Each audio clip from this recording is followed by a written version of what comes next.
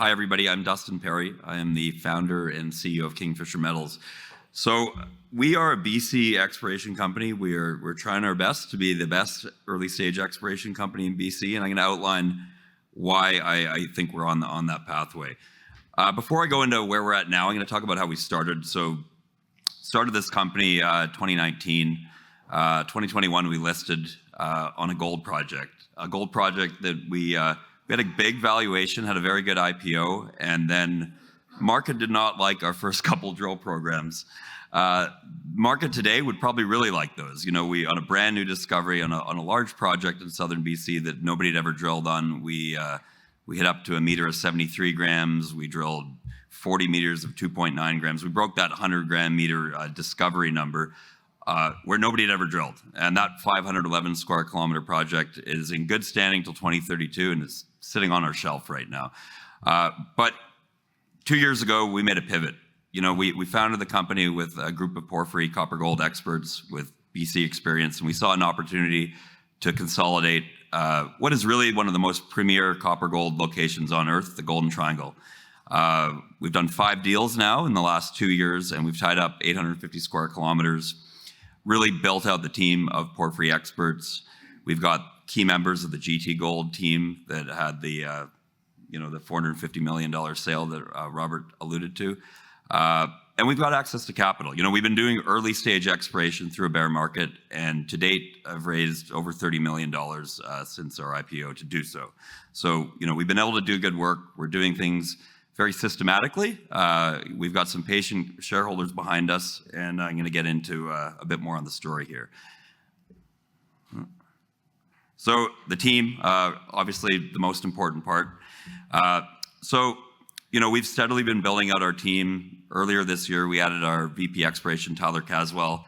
Been trying to get him for several years. He was at Northwest Copper. You know, he led that Stardust discovery in the crazy high-grade zone at Quinica, which is a project I actually started my career on.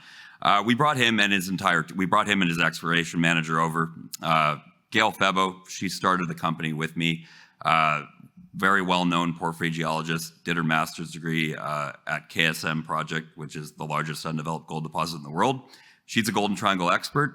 Got a few other ones in there. Charlie Gregg from GT Gold won the Prospect of the Year award. He's been a technical advisor and a large shareholder since 2019. His son also works for us and was out there mapping this summer. Stephanie Sikora, another top-notch advisor. She's chief geologist at C3 Metals. She taught the porphyry course at PDAC this year. So we really have a group of young, highly motivated experts in this field. But we also have some gray hair. I guess I'm starting to get some, but Ashwath is a really good person to work with. He was a founding partner of Glencore. He's been, you know, we talk every day as our main advisor. Currently lead director at Collective. He wrote the lead order into our last financing.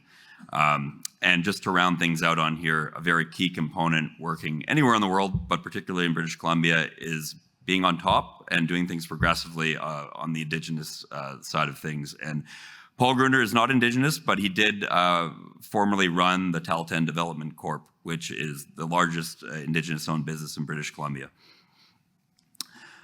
So on the cap table, you know, we've been able to raise money because we have a lot of smart institutions backing us, and also some very high, pretty significant ultra high net worth shareholders.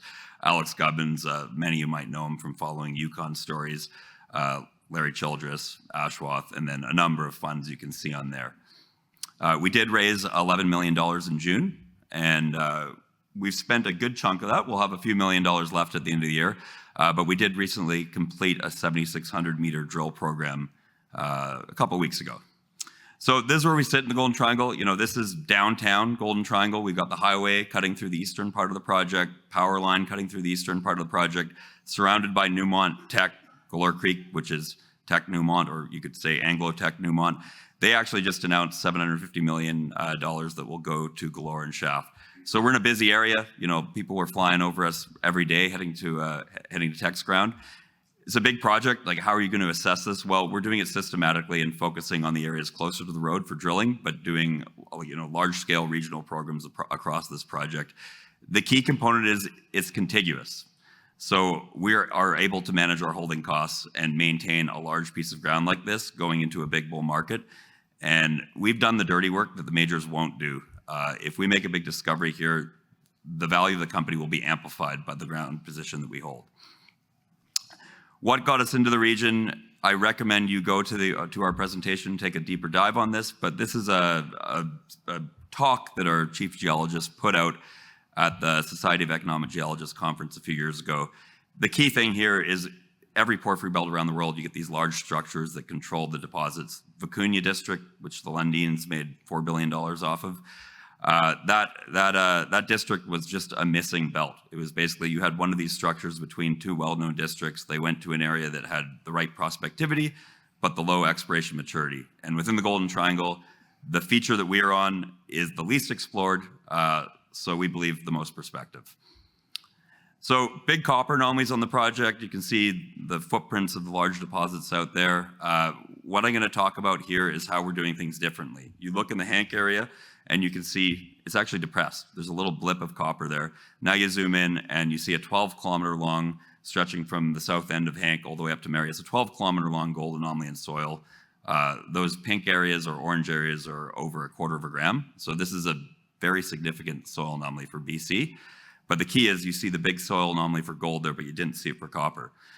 So why is that? It's because you've got this large epithermal system here, which is hiding porphyries. So in this belt, we've got multiple porphyry occurrences. At the furthest end, you've got Mary there. You've got about 200 or about 300 meters of half a gram gold and a bit of copper from surface.